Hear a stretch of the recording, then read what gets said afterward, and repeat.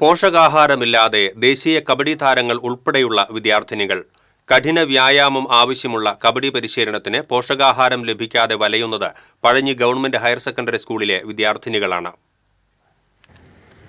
5ാം class മുതൽ +2 വരെയുള്ള 40ഓളം വിദ്യാർത്ഥിനികളാണ് നിലവിൽ പരിശീലന ക്യാമ്പിൽ കഴിയുന്നത്.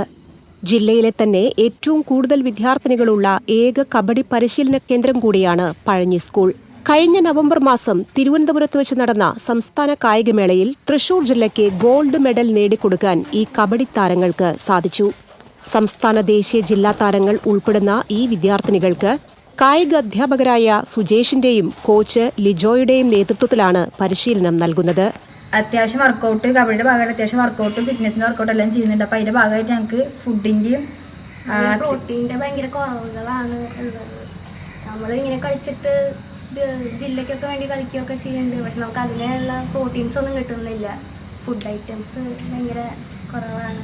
19 കുട്ടികൾ നാഷണൽ കളിച്ചിട്ടുണ്ട്. പിന്നെ സാമ്പത്തികമായിട്ട് പിന്നാക്കം നിൽക്കുന്ന കുറേ പിള്ളേർ ഇവിടെ കളിക്കുന്നുണ്ട്.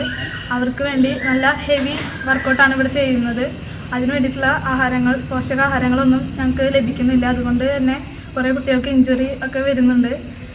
ഇതിൻ്റെ കുറവ് വളരെ വലുതാണ് ഞങ്ങൾക്ക്.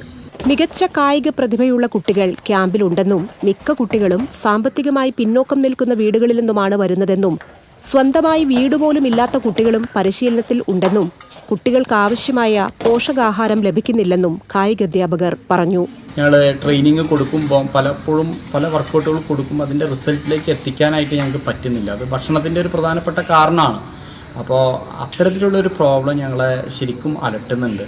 ഈ കുട്ടികൾക്ക് ഈ പോഷക സമൃദ്ധമായ എന്തെങ്കിലും ഒരു ഫുഡുകളൊക്കെ സ്പോൺസർ ചെയ്യാൻ പറ്റുകയാണെങ്കിൽ വലിയ ഒരു ഉപകാരമായിരുന്നു. കാരണം ഇനി വരുന്ന ഭാവിയിലൊരു ഇന്ത്യൻ പ്ലെയേഴ്സുകളാണ് നമ്മുടെ ഈ കുട്ടികൾ.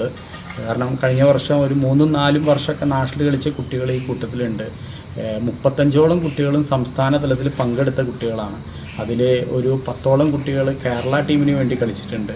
അപ്പോൾ എന്തുകൊണ്ടും മികച്ച റിസൾട്ടാണ് തൃശ്ശൂർ ജില്ലയ്ക്കും കേരളത്തിനും വേണ്ടി ഈ കുട്ടികൾ നൽകുന്നത്. നാട്ടുകാരുടെ സഹായം കൊണ്ടാണ് പരിശീലനത്തിനുള്ള മാറ്റ് ലഭിച്ചതെന്നും ദേശീയ നിലവാരത്തിലേക്ക് ഉയർന്നു വരാൻ സാധ്യതയുള്ള കുട്ടികൾ സ്കൂളിലുണ്ടെന്നും കായികാധ്യാപകർ പറഞ്ഞു.